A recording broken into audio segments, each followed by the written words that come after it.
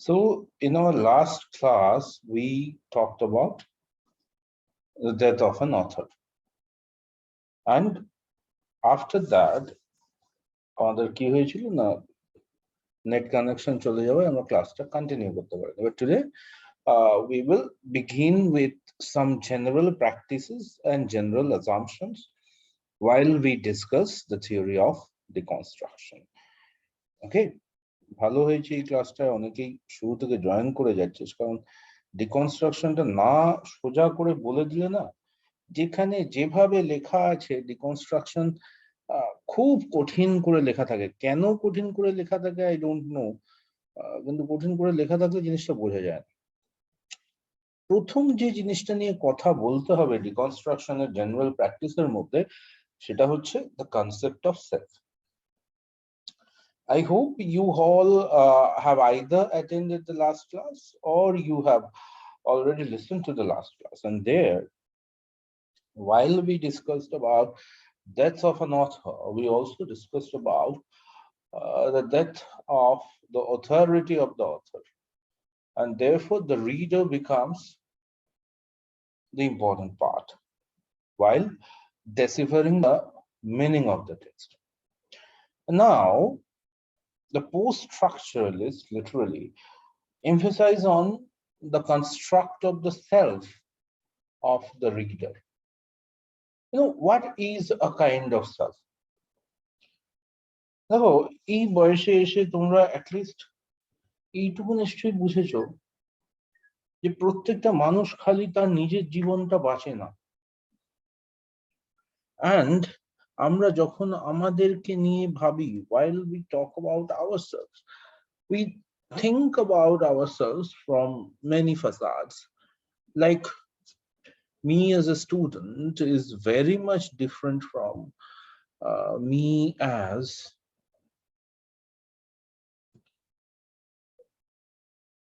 a father or a teacher or a brother or me as a part of the society. I have literally so many selves. One, the psychological selves, যে জিনিসটা নিয়ে focus করছে লাখা, and another one is the self which is molded by the external authorities like the state, like the political parties, like the religious authorities. They mold literally what I am. তাই নয় কি একটু ডিকনস্ট্রাকশনের পড়াটা যদি একটু interactive ওয়েতে পড়া যায় তাহলে ভালো তোমরা যদি একটু কেউ কেউ মাঝে মধ্যে আনমিউটেড হয়ে আমি যে প্রশ্নগুলো রাখবো তার উত্তর দাও তাহলে আমার পক্ষে বোঝাতে খুব সুবিধা হয় তো তোমাদের কি মনে হয় যে are you a single self তুমি কি একজন the student Subhadeep is very much different from the job seeker Shubhadeep or the Shubhadeep who believes in a certain political ideology or the Shubhadeep that shouts in a procession, isn't it? তাই তো কি মনে হয় hello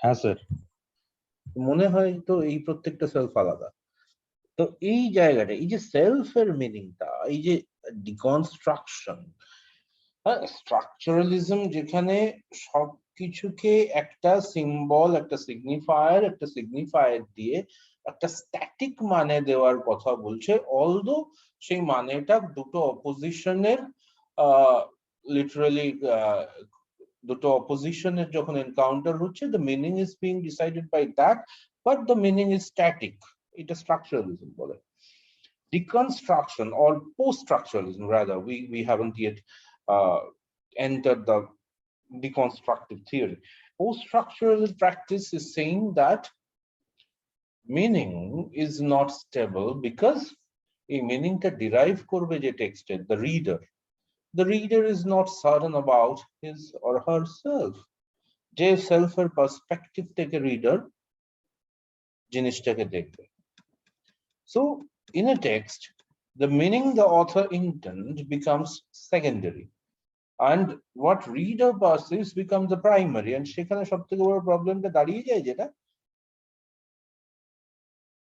the meaning of the self becomes volatile.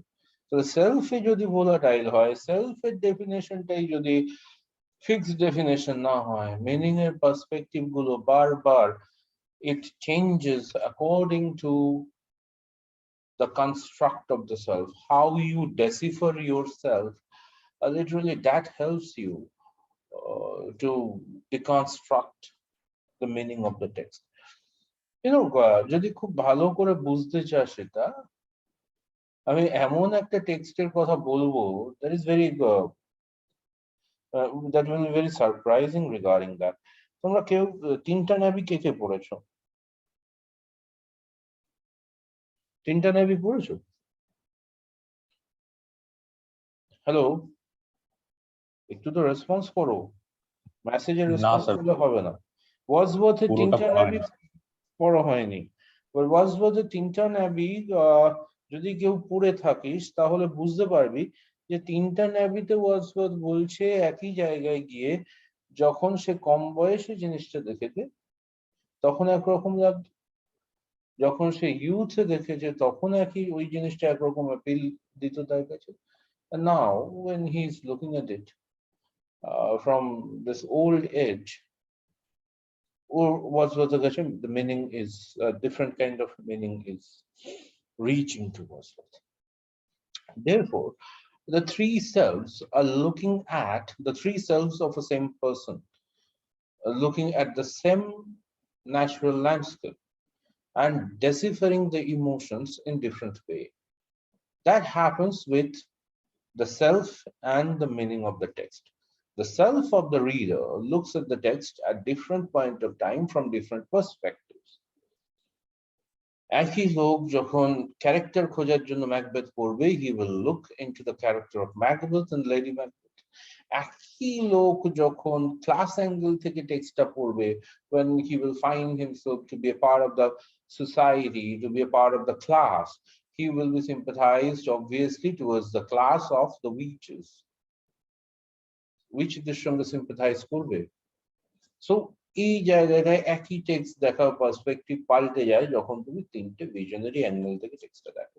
So therefore the self, রিডারের সেলফটাকে reader কিভাবে interpret করবে তার উপর ডিপেন্ড করবে how the reader will decipher the text, and তার ফলে যে জিনিসটা আসে টেক্সচুয়াল অ্যানালিসিসের মানে পোস্ট স্ট্রাকচারাল অ্যাপ্রোচের মেইন জিনিসটাই হয়ে যায় ডিসেন্টারিং or destabilizing the meaning, because তুমি অথর, আমরা এর আগে কি দেখেছি, এর আগে আমরা দেখেছি author centric description or author centric discussion regarding a text, and সেই জায়গায় দাঁড়িয়ে যখন অথরই চলে যাচ্ছে, when the author is out of the context, সেই জায়গায় দাঁড়িয়ে কিন্তু কে চলে গেল ওখানে, যাই হোক সেই জায়গায় দাঁড়িয়ে যেটা হচ্ছে, রাকেশ একটা দায়িত্ব দিচ্ছে ঐতিহ্যকে বলবে ক্লাসগুলো করার জন্য, প্রত্যেক মাসে মাইনেটা সময় মতো পাঠাচ্ছে কিন্তু ক্লাসগুলো টাইমলি করছে না। I don't know, I'm not sure whether he is listening to the recordings or no. ঠিক আছে, ঠিক স্যার। সো যে জায়গাটা বলার ছিল, আর আগের দিন আমি ইয়ের সঙ্গে কথা বলে নিয়েছি, ঠিক আছে, সৈরনের সঙ্গে। আচ্ছা ঠিক আছে সেটা, হ্যাঁ এমনি ঠিক আছে, he is in a bit of trouble but soon he will join us. Okay, he is not leaving, he is meticulously looking at all the classes, but he is going through some difficult phases and I think soon he will be joining us. Okay, ও একটু দোনোমনো করছিল but I have, তুই জানিস, so I have talked with him, ব্যাপারটা কেটে গেছে।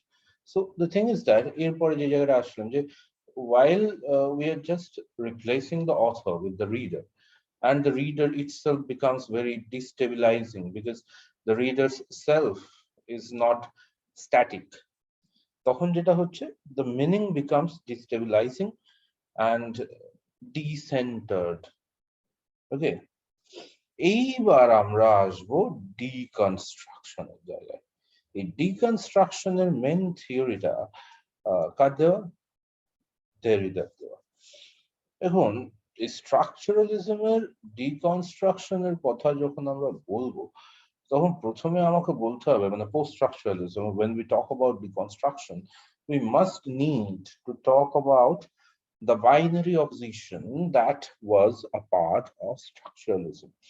You know, what was the binary opposition? আমরা দেখেছি যে স্ট্রাকচারালিস্টরা বলছে কোনো একটা ওয়ার্ডের obviously static meaning হয়, but that meaning is decided by the use of the words or the grammars or expressions, and সেখানে আরেকটা ওয়ার্ডের সঙ্গে কন্ট্রাস্টে ঠিক হয় কোন ওয়ার্ডটার কি মানে হবে, এবং সেখানে একটা বাইনারি অপোজিশন চলে আসে মিনিং এর। তুমি মেল বলতে এই ফিচার গুলো দিচ্ছ, ফিমেল বলতে এইগুলো দিচ্ছ, স্পিচ বলতে এগুলোকে বলছো, রাইটিং বলতে এগুলোকে বলছো, রেশনাল, ইমোশনাল, তুমি এই বাইনারি করে দিচ্ছ। Like structuralism doesn't feel that there is a gray zone in the area of meaning. Structuralism feels that either there is the black or there is the white. Meaning ta এইভাবেই হবে। But post-structuralists literally reject this essential quality.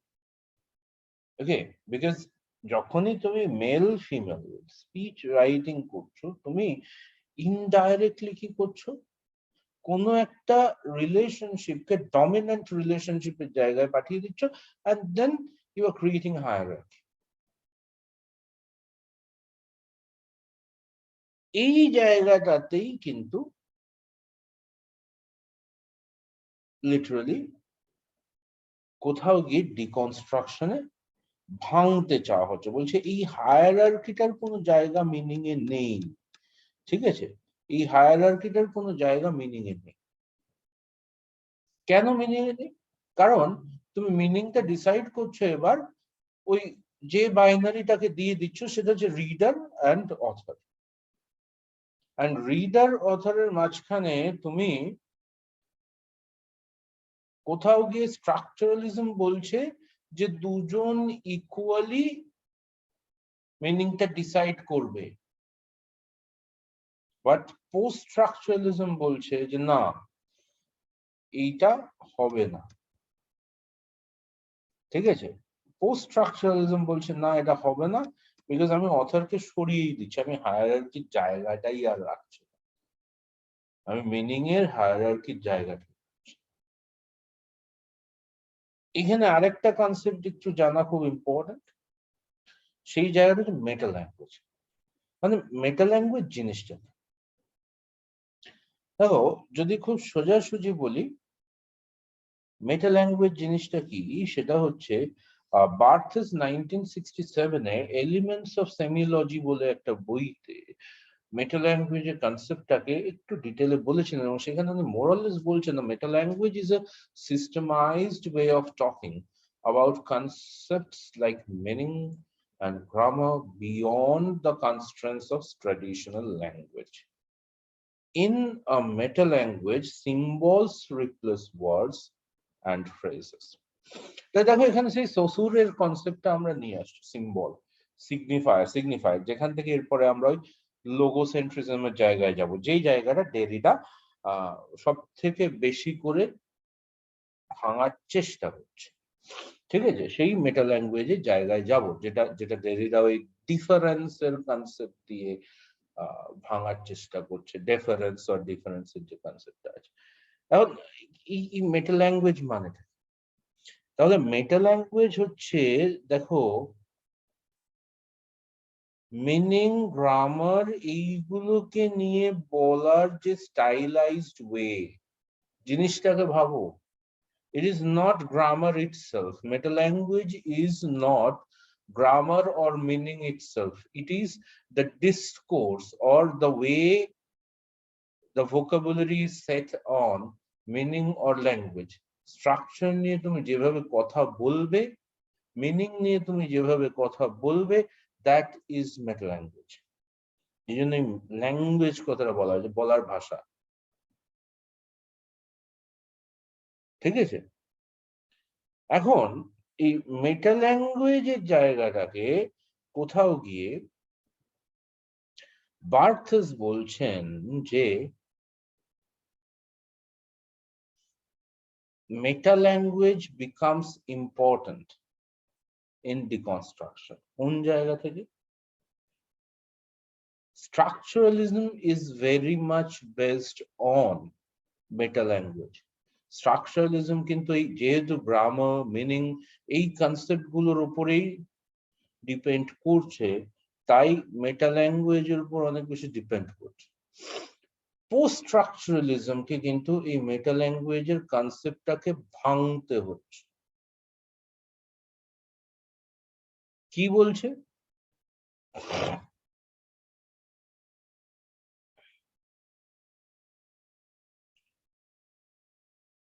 বার্থেস বলছে that structuralist system is regressive.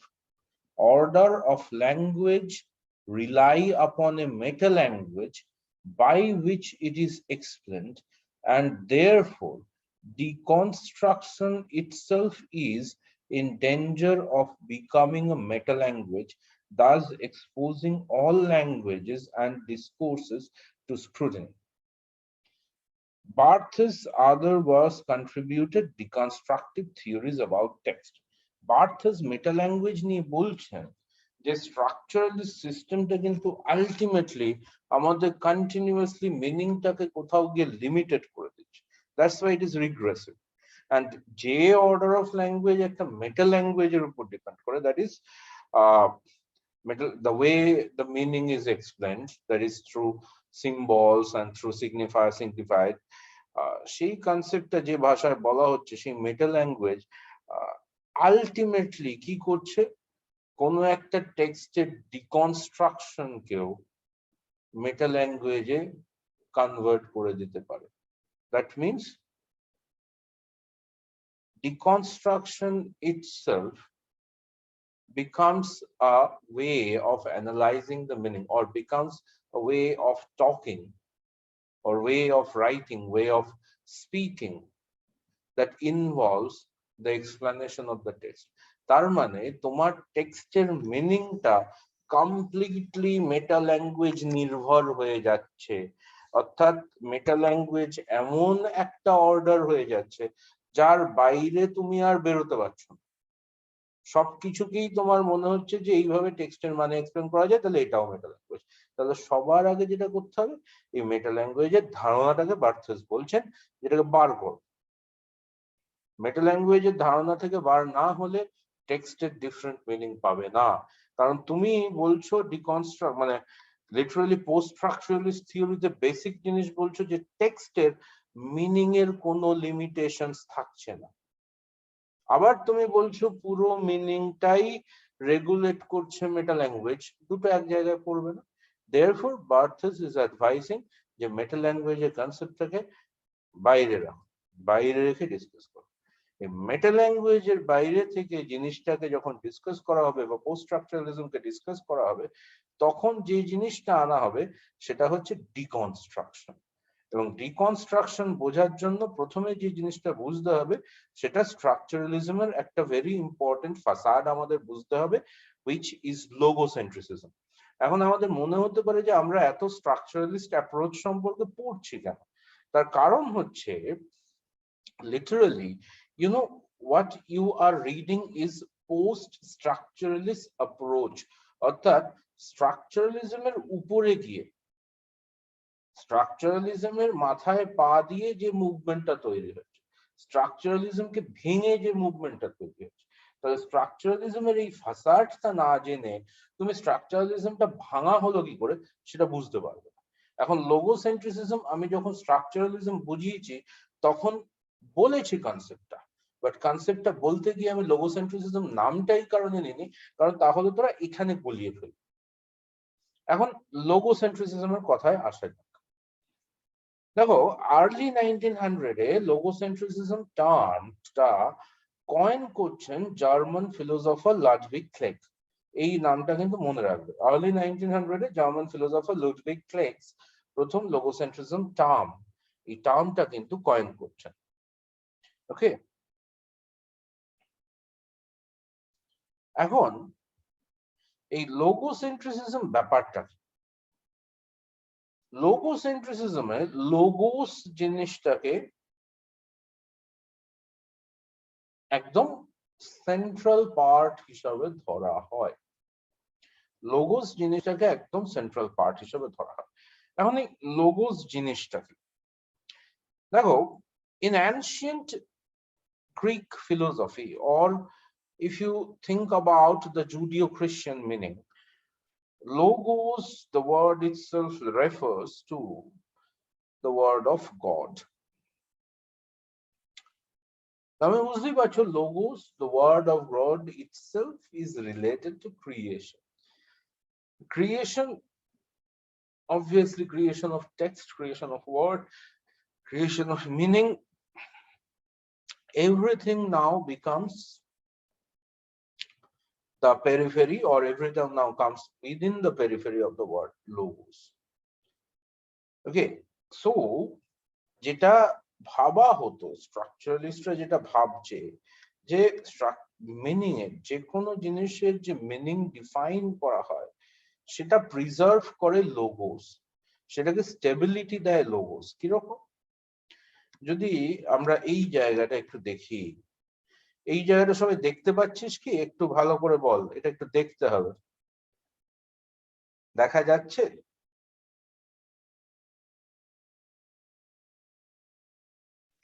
হ্যাঁ sir, দেখা যাচ্ছে। দেখা যাচ্ছে। Language থেকে আমি 4টে ওয়ার্ড নিলাম,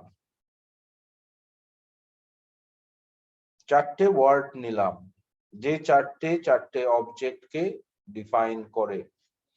একদম সেই প্লেটোর কনসেপ্টটায় যদি আমরা যাই, রিয়েলিটি, অবজেক্ট, এইগুলোর ব্যাপারে প্লেটোর যে কনসেপ্ট আছে, সেই কনসেপ্টে গেলে আমরা বুঝতে পারবো যে কোথাও গিয়ে প্লেটো বলছেন যে জিনিসটার একটা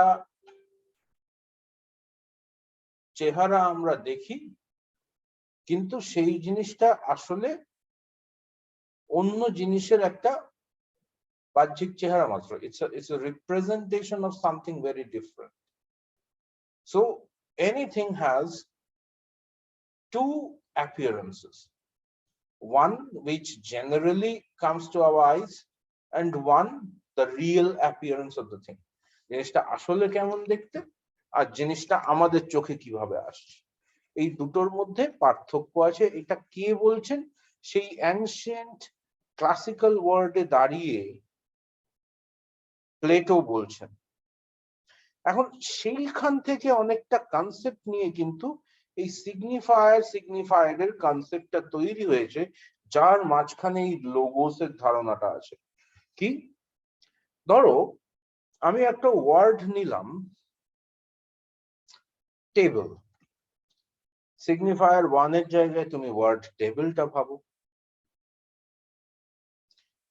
টেবিল বলতে তুমি অনেকগুলো জিনিসকে ভাবো, 4 পাওয়ালা উপরে একটা কাঠের তক্তা মারা জিনিস, সেটাও টেবিল। এখন আবার 4 পাওয়ালা উপরে কাঠের তক্তা থাকলে টুলও হয়। কিন্তু টেবিল বলতে আমরা যেটা বুঝবো সেটা কিন্তু ওই রিয়েল অবজেক্ট। জিনিসটা ভাবো, কনসেপ্ট টেবিলের 4 পাওয়ালা একটা কাঠের তক্তা উপরে থাকবে, এইরকম একটা জিনিস যার উপর জিনিসপত্র রেখে কাজকর্ম করা যায়, টেবিলের একটা কনসেপ্ট আছে। তাহলে সিগনিফায়ার হচ্ছে ওই টেবিল শব্দটা। জিনিসটা ভাবো, টেবিল শব্দটা হচ্ছে একটা সিগনিফায়ার। It's a kind of symbolic representation। ওই সবকটা লেটার দিয়ে আমি যখন লিখছি, সিগনিফাইড কি? টেবিলটা নয়, কিন্তু মানে টেবিলের কনসেপ্টটাকে সিগনিফাই করছে ওই টেবিল ওয়ার্ডটা দিয়ে।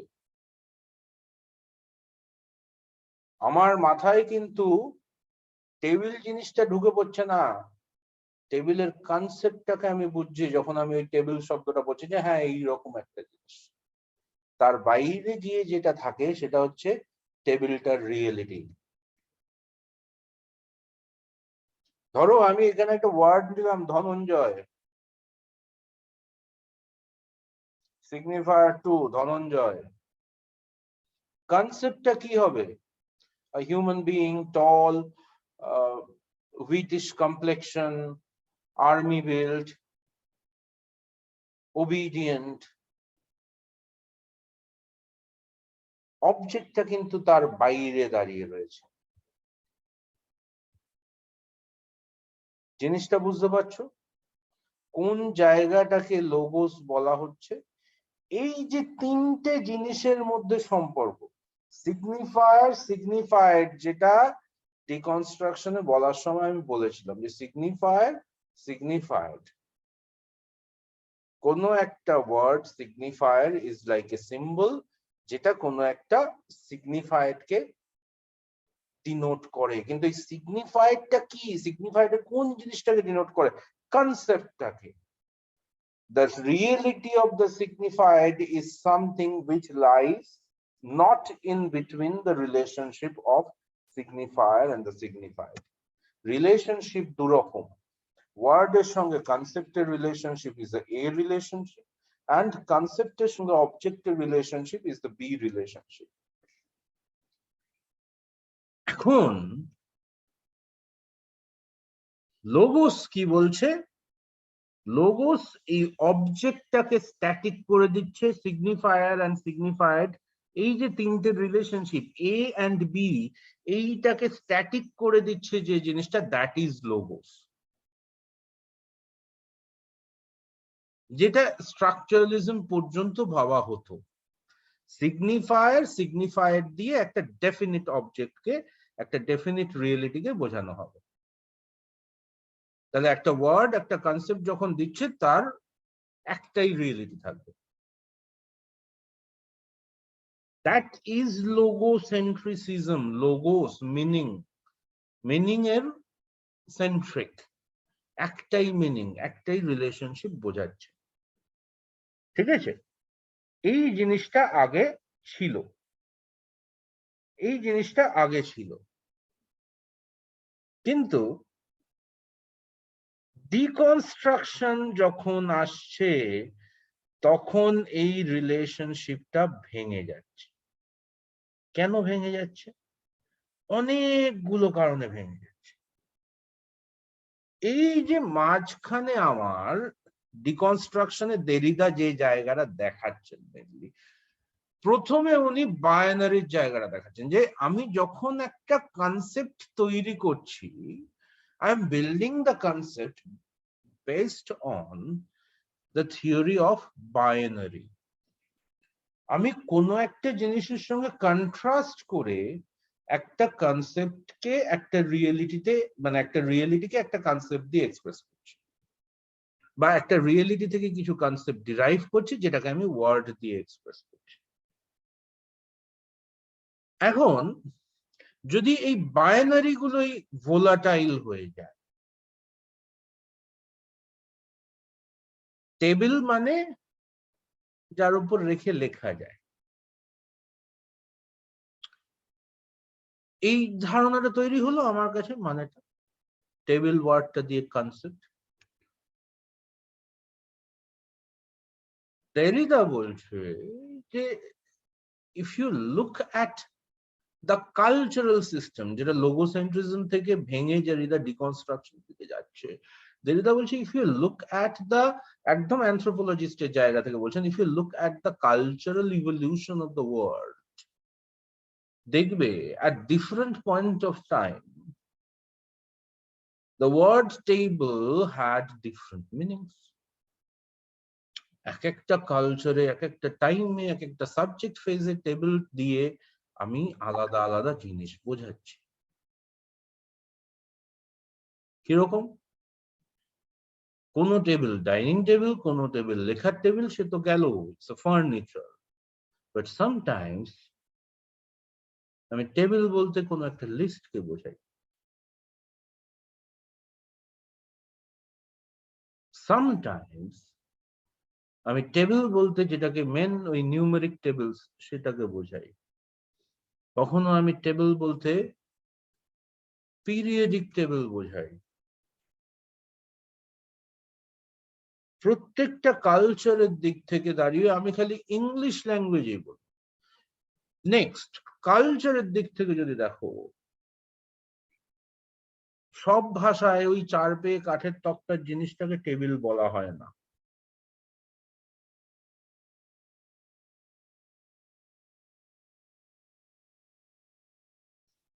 ধনঞ্জয় ইটসেলফ, আমি নাম নিয়েছিলাম, প্রশ্ন জাগতে পারে যে এখানে কি করে আসবে। এই যে ধনঞ্জয় বলতে অবজেক্ট অফ রিয়েলিটি, কিন্তু তার কনসেপ্ট গুলোকে আমি আমার চোখ দিয়ে দেখেছিলাম। আমি যে কনসেপ্ট গুলো বলেছিলাম, a man, British, army build, obedient, আরেকটা মানুষ যখন ধনঞ্জয়কে জাজ করবে তখন এই কনসেপ্ট গুলো পাল্টে যাবে। The world will remain same, the object will remain same, but the concept in the middle will change because the way I have judged Dhananjay, Dhananjay যখন চাকরি ইন্টারভিউ দিতে যাবে তখন ধনঞ্জয়কে ওইভাবে কেউ জাজ করবে না, তাই তো? কিরে? Yes, sir. নাও তাহলে বুঝতে পারছো, অর্থাৎ লোগোসেন্ট্রিসিজমের যে বক্তব্যটা, যে সিগনিফায়ার একটা ওয়ার্ড, সেটা আদতে ডিফাইন করে একটা কনসেপ্টকে, সেই কনসেপ্টটা একটা রিয়েলিটিকে ইন্ডিকেট করে, একটা স্পেসিফিক রিয়েলিটিকে। তার মিনিং গুলো সবসময় স্ট্যাটিক থাকে, এবং যে জন্য স্ট্যাটিক থাকে সেটাকে বলছে লোগোস। অর্থাৎ লোগোসের ধারণাটা আছে বলে এই স্ট্যাটিক ব্যাপারটা আছে। অর্থাৎ কোনো একটা স্পেসিফিক কনসেপ্ট দিয়ে একটা স্পেসিফিক অবজেক্টকেই বোঝানো হবে, আবার সেই কনসেপ্টটা একটা স্পেসিফিক ওয়ার্ড দিয়ে বোঝানো হবে।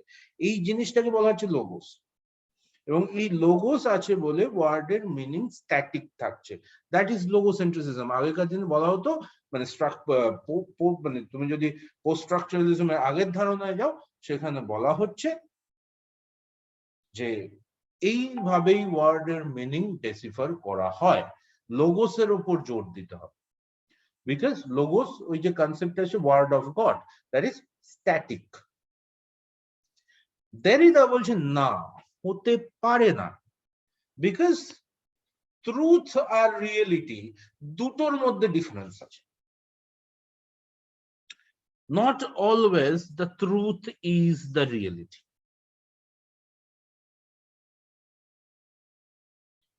ট্রুথ সবসময় রিয়েলিটি নাও হতে পারে, ট্রুথের অনেক রকম ব্যাখ্যা হয়।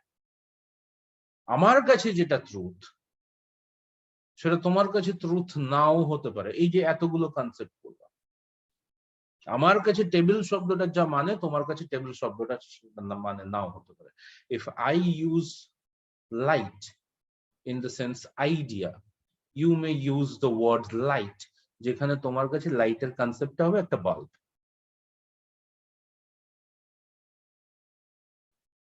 ফ্যান,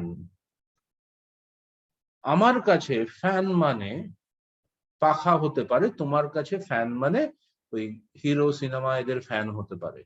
আবার ফ্যান শব্দটাকে বাদ দিয়েও আমি ওই অবজেক্টটাকে অন্য একটা শব্দ দিয়ে ভাঙতে পারি, যেখানে কনসেপ্টটাকে এক রাখছি কিন্তু ওয়ার্ডটা পাল্টে ফেলছি, পাখা, পাংখোয়া। তার মানে লোগোসের ধারণাটা ইউনিভার্সাল নয়।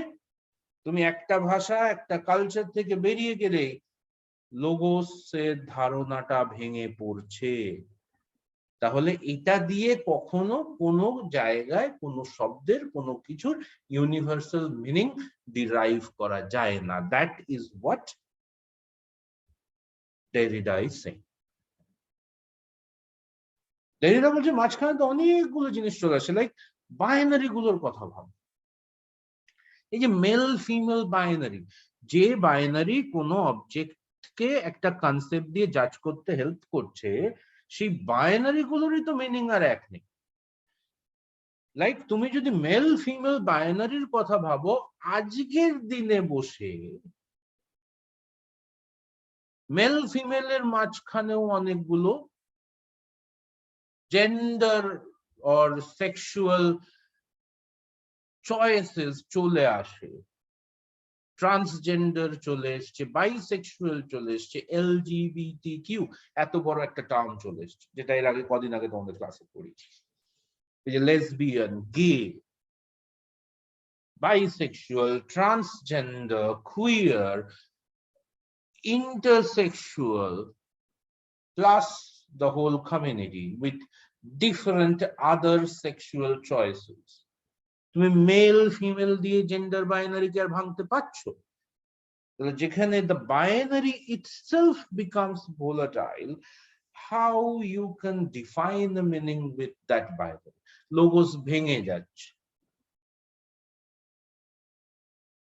তুই বলবি স্যার ডার্ক অ্যান্ড লাইট এর কি বাইনারি হতে পারে? অবশ্যই হবে। ডার্ক অ্যান্ড লাইট দেখলে হবে? ডার্ক অ্যান্ড লাইটের মাঝখানে হাজারটা শেড আছে, হাজারটা শেড আছে, কতগুলো শেড তুই দেখবি? ডার্ক অ্যান্ড লাইট এই বাইনারি দিয়ে ভাঙা যায় না বাবু। ডিকনস্ট্রাকশন আসলে literally it is considering about different cultures, different language, different courses of histories, and ultimately it is saying that ওই যে লোগোসের যে ধারণাগুলো যে বাইনারির উপর বেস করে তৈরি হয়েছিল, তাদের একটা সিগনিফায়ার, কোন কনসেপ্টকে সিগনিফাই করছিল, যেমন হাউস দিয়ে স্পেসিফিক্যালি একটা জিনিসকে বোঝানো হচ্ছিল, কিন্তু অনেকগুলো জিনিসের সঙ্গে কন্ট্রাস্ট করে এই হাউস শব্দটাকে আনা হচ্ছে। সেই কন্ট্রাস্ট করার স্কেল গুলোই ভেঙে গেছে। হাউস মানে তুমি কি ধরতে পারো? হাউস মানে তুমি ঘর ধরতে পারো। আমি হাউস মানে একটা প্যানেল ধরতে পারি, যে বলে না হাউস অফ পার্লামেন্ট, আমি পার্লামেন্টের একটা হাউস ধরতে পারি। হাউস অফ জাজেস আমি একটা প্যানেল ধরতে পারি। স্কুলে অনেকগুলো ভার্চুয়াল হাউস করে দেওয়া হয়, যার আদতে কোনো অস্তিত্ব থাকে না। The Mother Mary house, the Vivekananda house, যার আন্ডারে বেশ কিছু স্টুডেন্টকে গ্রুপ করে দেওয়া হয়। হাউসের মানে পাল্টে যাচ্ছে। আচ্ছা, এখানে এই ক্লাসটা রাখলাম, নেক্সট লিঙ্ক আমি দিচ্ছি।